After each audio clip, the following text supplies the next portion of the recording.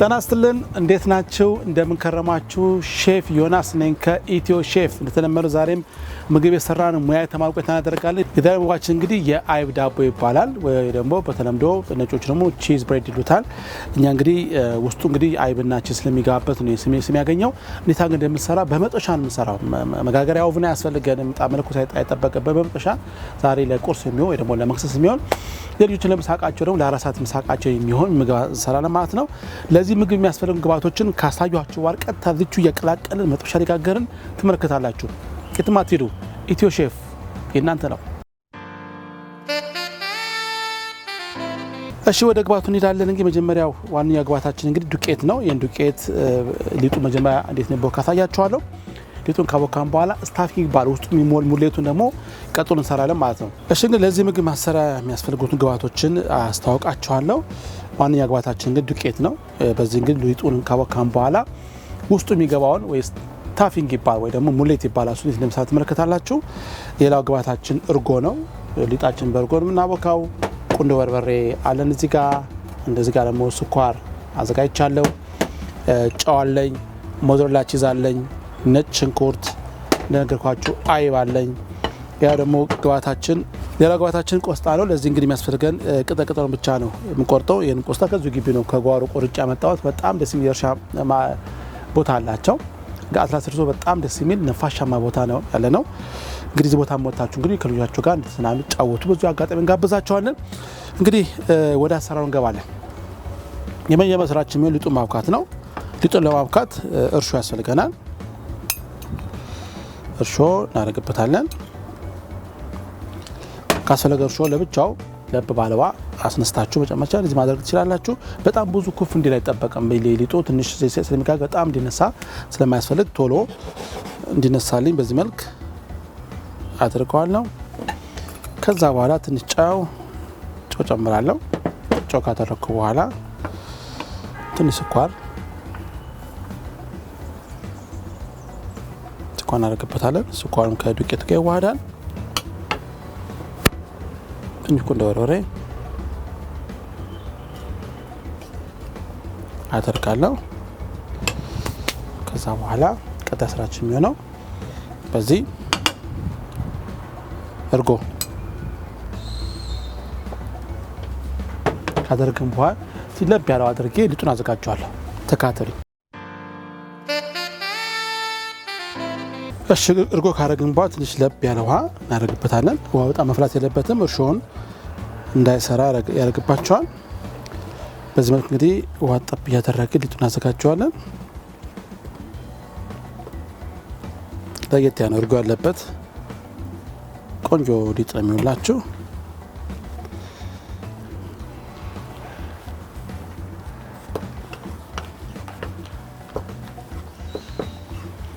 ካያያዛችሁ በኋላ ንጹህ መክተፊያ ላይ ወይ ንጹህ ጠረጴዛ ላይ አውርዳችሁ ባጋችሁ ማሸት ነው በቂ ፈሳሽ አግኝቷል የእርጎ ምርጥበት አለ በተጨማሪ ደግሞ ለብ ያለው ገብቷል እንዲህ ካዋዳችሁ በኋላ ሰብስበን በዚህ መልኩ እንግዲህ ጠረጴዛ ላይ ካደረጋችሁ በኋላ ጣታችሁ ብቻ ነካ በጣም መጨበጥ የለባችሁ ከለከለ ያደርጋችሁ ጫታችሁ ላይ ሊጡ ይጣበቅ እንዳያስቸግራችሁ ከለከለ ይሄዳችሁ በዚህ መልኩ ማያያዝ ነው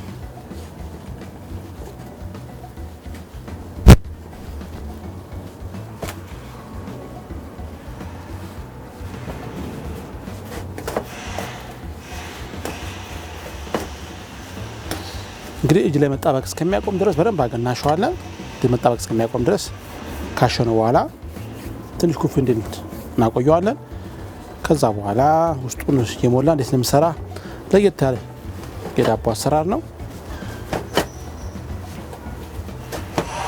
አንጥሩ እየተያዘኝ ነው ካፍታ ቆይታ ስንመለስ ሊጡን አዘጋጅተን ኩፍ አድርገን እንዴት ለምሳት መረከታላችሁ የትም አትሄዱ ኢትዮቼፍ እናንተ ነው ተካተሉ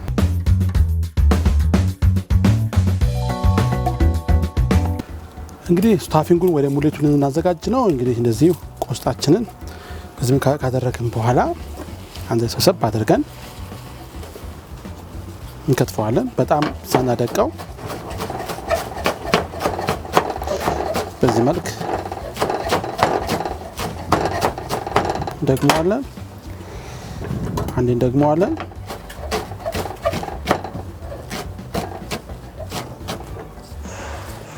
ካደረግን በኋላ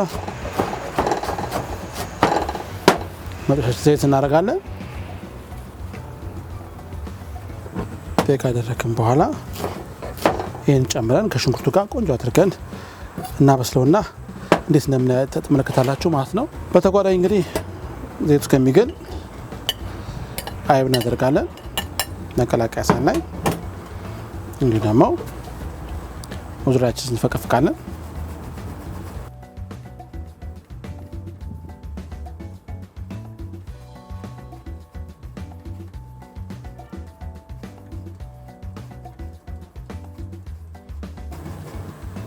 ካደረግን በኋላ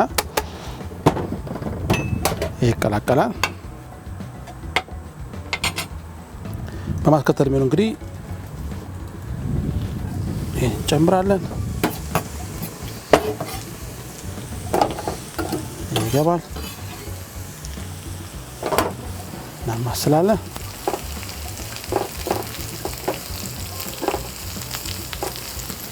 በዚህ ካበሰለን በኋላ ወደ ቺዙ ላይ የምንጨምረው ቺዙ ላይ ጨምረን በደንብ አጣፍተን ከቀላቀልነው በኋላ እንዴት አድርገን ዳቦ ውስጥ እየከተትን በመጥበሻ እንደምናበስል ትመለከታላችሁ።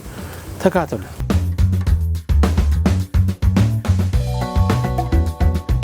ቀጣዩ እንግዲህ ሽንኩርት እንጨምራለን። ሁሌ እንደመክራችሁ እንግዲህ አትክልቶች በጣም መብሰል የለባቸውም። ከለራቸውን ተጠበቀ ውስጣቸው ያለው ንጥረ ነገር ቫይታሚንስ ሳይባክን ትንሽ ቀረት ሲላቸው ደግሞ ክሪስፒ ባው ነገር ሳያልፉ በጣም ይመከራል። ከዛ በኋላ ነጭ ሽንኩርታችን ፈቀፍቃለን።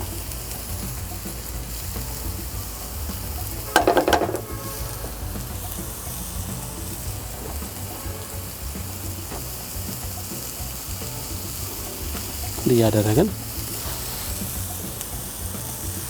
አንድ 3 ሽንኩርት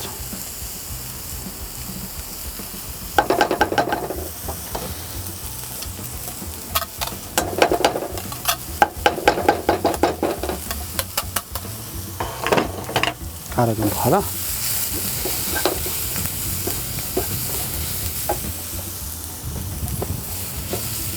ቁንዶ በርበሬ ትንሽ ጨው እናረግና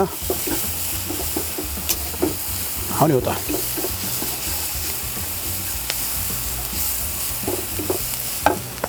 ካዘጋጀን በኋላ ቦታችንን ለስራ ዝግጁ እናደርጋለን። ትንሽ ሚጥሚጣ እናደርጋለን። ለዚህ ለውሰዋለን። ከዛ ላይ አዘጋጀነውን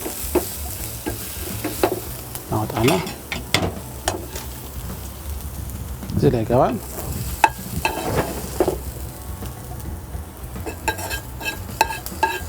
በጣም ቀላል ቤታችሁ ልትሰራ የሚችል የምግብ አሰራር ነው። ካደረግን በኋላ አይቡን፣ ቺዙን፣ ቆስጣውን በዚህ መልክ ሚጥሚጣውን ከቀላቀልን በኋላ ተጨማሪ ጨውና ቁንዶ በርበሬ እናደርግበታለን። አሁን ተዋህዷል። አሁን ደግሞ ቀጣይ ምንድነው ሊጡን እየዳመጥኩ እንዴት አድርጌ ስታፍ ያልኩ እንደምጋግር ትመለከታላችሁ። የትም አትሂዱ። ኢትዮ ሼፍ እናንተ ነው። ተከታተሉ።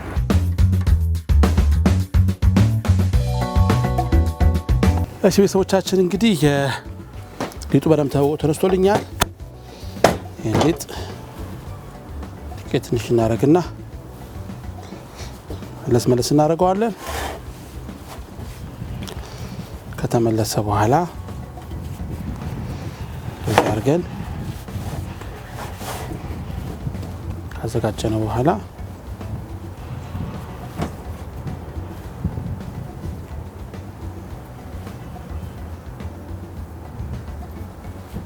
በዚህ እንቆርጣለን። መዳመጫ ላይ በንጹህ ጠረጴዛ ላይ እንደዚህ መክተፊያ ላይ ሊሆን ይችላል። ካዘጋጃችሁ በኋላ በመዳመጫችን አገን እንዳምጣዋለን።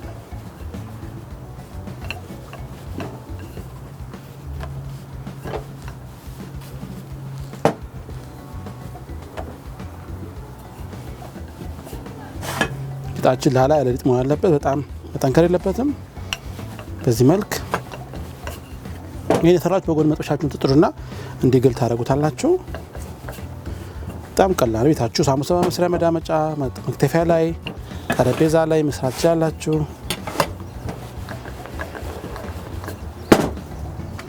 ተዘጋጃ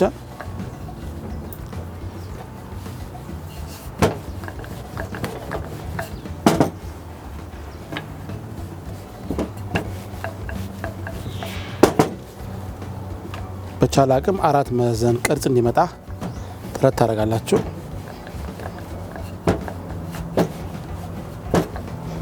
አራት ማዕዘን ቅርጽ የሚያስፈልገው በኋላ ስናጥፈው እንዲመቸን ነው። አራቦታ ስለማጥፈው እንዲመቸን ነው። ሊጣችን እንደነገርኳችሁ ላላ ማለት አለበት። በጣም ጥንክር ያለ ሊጥ እንዳይሆንባችሁ ጠንቀቁ። እርሾ አታብዙበት። የዳቦ ማሻሻያ ጨምሩበት። ሲወለጣ እንዲነ በጣም እንዲነሳሳ ያደርግባችኋል። ያው አሁን ትንሽ የአራት ማዕዘን ቅርጽ እያዘ ነው።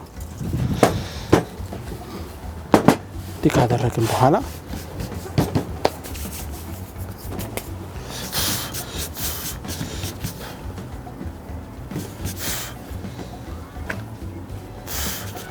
ለመላጫ የተጠቀምኩበትን ዱቄት ቀንሰዋለሁ። ከዛ ኋላ ከዚህ ካዘጋጀሁት ስታፊንግ ወይም ሙሌት ከጨመርኩም በኋላ ከዚህ ጋር አጥፈዋለሁ። ከዚህ እናጥፋለን። በዚህ እናጥፋለን። ካደረግን በኋላ ትንሽ ጫንጫን እንለዋለን። በሻቸው ላይ ትንሽ ዘይት እንቀባለን።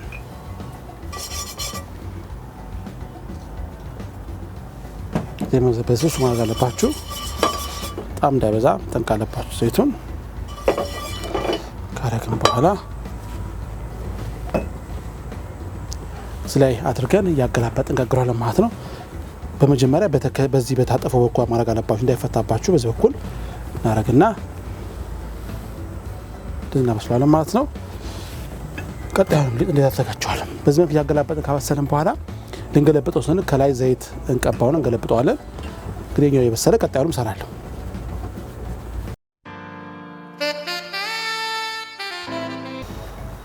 ቤተሰቦቻችን አረ በጣም የሚያምር ነው ይበስሉናል። በዚህ መልክ የተዘጋጀውን ዳቦ ለቁርስ መሆን ይችላል። አንድ ትቀረኛለች፣ እሷን ቤት እናደርጋለን። የወጣውን ነው ዘይት ቀባቀባ ታርጉታላችሁ። ዘይት ቀባቀባ ይደረጋል። ችኛዋን ጥፍና ታጥፋላችሁ። በመጀመሪያ በታጠፈው ሳይድ የቀረችዋን ደግሞ ጠብሰን እናወጣለን። እንደዚህ ከዛይት ዘይት ቀቡትና ከላይ ካረጋችሁ በኋላ ዘይቱን እንደዚህ ገለበጣል። በጣም ያምር ቀለም ይዞልኛል። ይሄኛውን በመጋዝ ቢላ